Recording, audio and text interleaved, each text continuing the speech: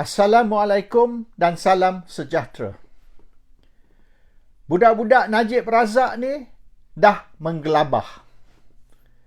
Beberapa hari kebelakangan ni, diorang dah mula nampak yang kemungkinan besar Najib akan masuk penjara.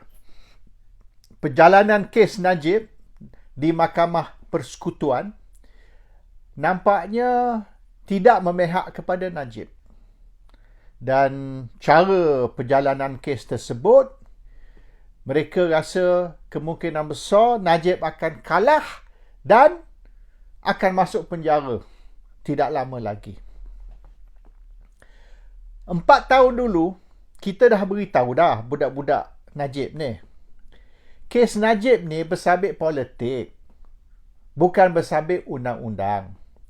Jadi kenalah selesai kes Najib ni melalui politik, bukan melalui mahkamah. Tapi kebanyakan rakyat Malaysia lah, bukan budak-budak Najib saja. Dia orang rasa yang kes Najib ni melibatkan undang-undang. Ada bukti Najib curi duit. Jadi susahlah Najib nak terlepas sekiranya bukti itu dah sah Najib mencuri duit. Tunggu masa je lah Najib masuk penjara. Ini tak kena-mengena dengan isu duit. Dulu Menteri Besar Selangor Datuk Harun Idris dah cakap, kalau kes dia, kes Datuk Harun ni, betul-betul lah melibatkan rasuah, tidak ada seorang pemimpin UMNO yang tak masuk jail sekali bersama Datuk Harun. Datuk Harun seorang saja yang kena, dia kata. Sebab ini isu politik. Datuk Harun cita-cita nak menjadi Perdana Menteri. Jadi terpaksa mereka masukkan dia di dalam penjara supaya dia tidak boleh menjadi Perdana Menteri. Dan apabila Mahathir ambil alih sebagai Perdana Menteri, dia ampunkan Datuk Harun. Sebab apa? Sebab Mahathir pun tahu Datuk Harun ni dipenjarakan bukan kerana rasuah. Kalau kerana rasuah, maka semua pemimpin UMNO masuk penjara. Dan rasuah yang Datuk Harun dituduh tu yang sebenar bukan untuk dia, untuk UMNO. Datuk Harun terima rasuah bagi pihak UMNO untuk kewangan UMNO, untuk membayar kos kegiatan UMNO dan kos pilihan raya untuk UMNO. Jadi yang rasuah tu UMNO, bukanlah Datuk Harun. Datuk Harun orang tengah je untuk UMNO. Itu alasan dia. Jadi Datuk Harun diampunkan selepas itu. Kes Najib sama. Kalau betul lah Najib ni di-charge dan kemungkinan besar akan dipenjara kerana rasuah, kerana salah guna kuasa. Dan Mahathir tu lagi teruk. Lim Kit Siang sendiri kata Mahathir ni bapa rasuah. Dan sekira Pakatan Harapan memerintah satu hari kelak, mereka akan tangkap Mahathir dan masuk Mahathir ke dalam penjara. Sekali dengan Daim Zainuddin. Tapi apabila bulan Mei tahun 2018, apabila Pakatan Harapan memerintah, dia orang tangkap Mahathir dengan Daim ke? Dia orang lantik Mahathir jadi Perdana Menteri. Dia lantik Daim jadi pengerusi CEC, penasihat kepada kerajaan. Dia orang beri satu jawatan yang boleh dikatakan jawatan yang mulia kepada Daim dan juga kepada Mahathir. Tak pun dia orang tangkap masuk penjara, walaupun itu yang dia duduk melaung berpuluh-puluh tahun. So it's nothing to do with rasuah ataupun salah guna kuasa ataupun jenayah. It's all about politik. Lim Guan Eng tu confirm terlibat dengan salah guna kuasa dan rasuah. Rumah dia dan terowong bawah laut, semua ada kes. Tapi tak pula dia orang masa Tommy Thomas jadi Peguam Negara, dia gugurkan kes itu. Dan kes yang terowong ni lambat masih berjalan. Tak pun Lim Guan Eng masuk jail sampai hari ini. Dan mereka kata, mahkamah ini, Hishamuddin Hussein pun kata, mahkamah Malaysia ni kita boleh percayalah dia orang ni tulus lah, transparent lah, this lah. Mana pelantikan Tommy Thomas tu, dia orang kuat DAP tu, dia peguam kepada Chimping, dilantik sebagai peguam negara. Latifah Koya, ahli jawatankuasa PKR, dia lantik sebagai ketua SPRM. Hamid Bado, dia confirm 100% saya ni taat setia kepada Mahathir. Cincanglah dia beberapa kali. Dia taat setia kepada Mahathir. Dia ketua polis negara, tapi dia declare saya ni orang Mahathir. Jadi semua ni politik, baik ketua polis negara, peguam negara, komisioner SPRM, semua lantikan politik. Dan juga hakim, semua hakim tu yang di Mahkamah Persekutuan tu dilantik masa zaman Pakatan Harapan, masa Mahathir Perdana Menteri, termasuk juga CJ, Chief Justice. Jadi kita kata dia orang ni independent. Mana ada independent? Masa saya dulu, masa saya kena tangkap ISA tahun 2001, hakim yang bersidang, hakim yang yang menghukum Anwar, Augustine Paul. Dia yang menghukum Anwar, dan dia orang menghukum Anwar dengan alasan oleh kerana Anwar gagal membuktikan yang dia tidak bersalah. Mana ada dalam undang-undang kita didapati bersalah kerana kita gagal membuktikan yang kita tidak bersalah. Dia kena pihak ni prosecution, pihak pendakwa ni membuktikan yang kita bersalah. Bukan kita yang membuktikan yang kita tidak bersalah. Tapi itu alasan yang diberi, dan Anwar dihukum kesemuanya. Anwar kena 9 tahun atas kes tu, dengan 5 tahun kes tu. Jadi 2 kes tu 15 tahun dia kena. Jadi kalau kita kata mahkamah ni ataupun hakim ni semua tulus, semua ikhlas, semua buat ikut lunas undang-undang, no, everything's political. Masa saya kena, Augustine Paul, hakim Mahkamah Tinggi, dan memang dia ni bengang dengan Anwar, dan saya ditangkap ISA kerana penyokong Anwar, kerana kita berdemonstrasi apabila isteri saya memohon habeas corpus, writ of habeas corpus. Augustine Paul, hakim, dia tolak. Dia kata Raja Petra ni pengganas, Raja Petra ni teroris. Mana dia tahu saya teroris? Dia baca surat khabar. Dia baca surat khabar, Ketua Polis Negara, IGP, ada buat kenyataan yang saya ni nak lepaskan bom dekat Kuala Lumpur. I am planning to bomb Kuala Lumpur. Kononnya. Di mana mereka dapat bom tu? Mereka raid rumah saya, jumpa tak bom. Ada tidak saksi yang memberitahu yang saya ni ada beli bom ataupun saya buat bom? Tak ada. Jadi Ketua Polis Negara kata saya ni bercadang nak bom Kuala Lumpur. Pasal tu saya ditangkap. Jadi keluar surat khabar berdasar kepada that newspaper report. Tanpa bukti, Augustine Paul kata saya ni teroris, jadi saya tidak boleh dibebaskan. ISA kes nombor 2, itu tahun 2001. Tahun 2008 saya kena kali kedua ISA. Augustine Paul hakim. Dan kita minta Augustine Paul ni tarik diri, recuse. Di dalam kes ISA pertama, awak sudah kata saya ni pengganas, saya terlibat dengan kegiatan nak bom Kuala Lumpur. Sekarang ni ISA yang kedua saya kena. Dia juga hakim. Kita minta recuse. Mahkamah Persekutuan, 5 hakim.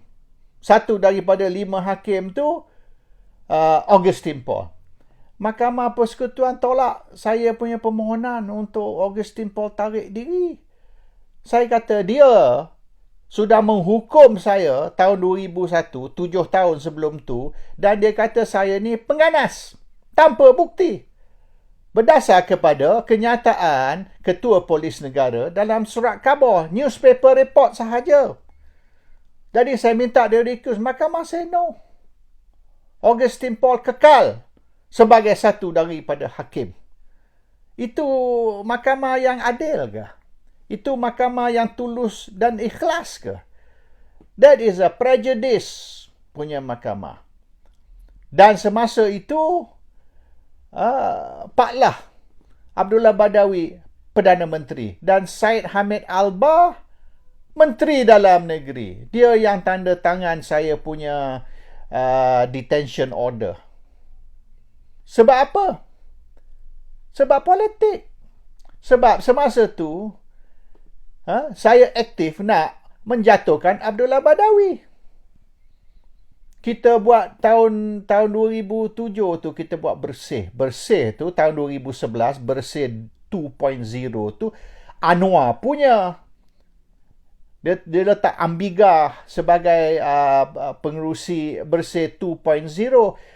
4 tahun sebelum tu, 2007, bersih 1 lah kita kata. Kita orang yang menubuhkan bersih. Tahun 2007, matlamat kita untuk nak adakan reformasi sistem pilihan raya Malaysia supaya Barisan Nasional tidak boleh terus memerintah tanpa mendapat undi yang cukup, iaitu mereka kena dapat lebih dari 50% undi sekira nak memerintah. They must get more than 50% vote to form the government.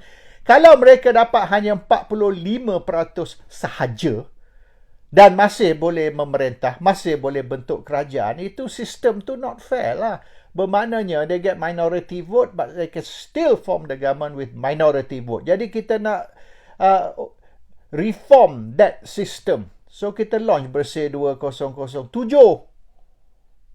Bersih 1, dan 2008 saya ditangkap dan dibawa ISA dan samalah mahkamah yang sama, hakim yang sama. Dan bila saya protes, saya kata this judge ni sudah tolak saya punya permohonan 2001 first time. Dan dia tolak atas dasar saya ni pengganas, I'm a terrorist, dan saya rancang nak bom Kuala Lumpur. Padahal tak betul, bukti pun tak ada. Tapi Mahkamah Persekutuan tak setuju. So, kalau kata ni, we are getting justice kononnya, or Najib lah is getting justice dari sistem perundangan Malaysia, itu semua bohong. Orang Terengganu kata pelawak. Oleh kerana saya sendiri berapa kali masuk mahkamah, kes ISA itu 2, ada 3-4 kes lagi saya ada. Sama. Semua political. Dan mereka raid rumah saya, kononnya nak dapat bukti. Tak ada pun bukti. Mereka ambil komputer. Mereka ambil komputer saya untuk membuktikan yang saya ni memang terlibat dengan jenayah. Di dalam mahkamah, pihak prosecution, pihak pendakwa memberitahu hakim mereka telah periksa komputer saya dan mereka tidak dapat apa-apa bukti di dalam komputer. Jadi mereka mohon mahkamah untuk tangguh perbicaraan saya, postpone my trial, kerana mereka nak buat forensik kali kedua. They want to do a second forensic untuk mencari bukti. Jadi lawyer saya kata, awak dah buat forensik kali pertama, awak tak jumpa apa-apa bukti. Sebab apa awak perlu buat kali kedua? Kalau nak buat sekali lagi, kita nak ada saksi. Jadi lawyer saya minta, awak buat forensik kali pertama, kita tidak ada witness. Kita tak tahu, mungkin awak boleh masuk bukti lah kononnya ke dalam komputer. Mana kita tahu. Jadi if you're going to do a second forensic, kita nak ada saksi. Jadi mahkamah setuju. Dia buat forensik kali kedua. Masih tak jumpa any evidence. Tidak ada langsung apa-apa evidence ataupun bukti di dalam komputer saya menunjukkan saya melakukan kesalahan.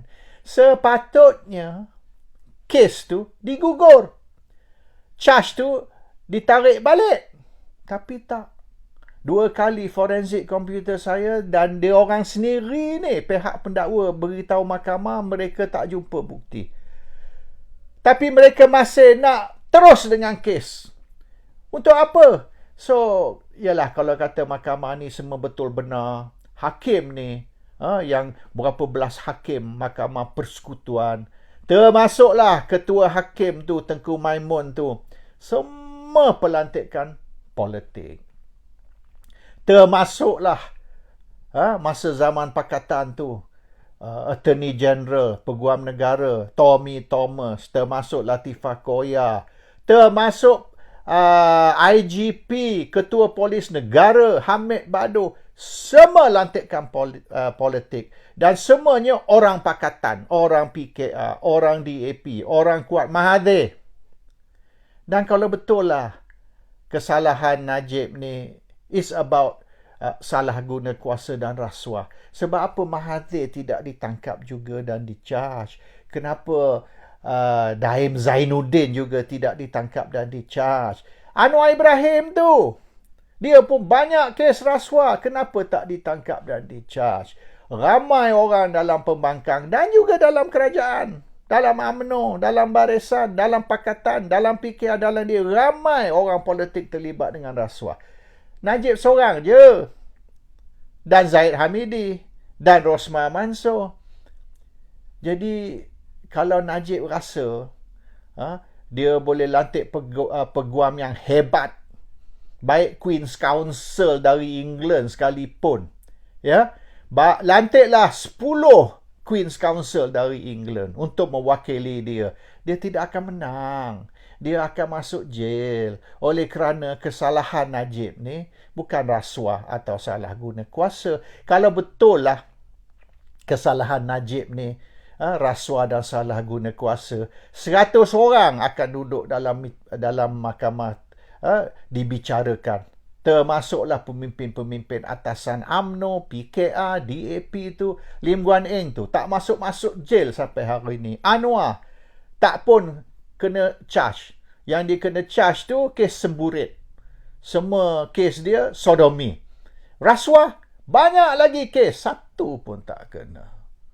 Jadi Mahathir, Daim, Anwar, tak kisahlah Lim Guan Eng ke siapa sekalipun, mereka bebas. Mereka tidak dikenakan hukuman ataupun dibicarakan. Only Najib saja.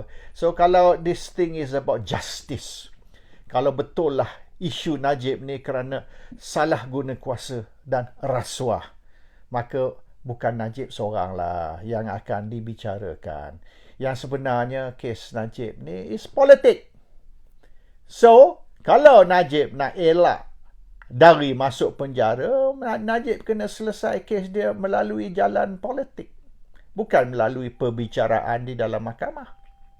Tetapi, budak-budak Najib ni, dia orang rasa dia orang ni lebih pandai dari orang lain.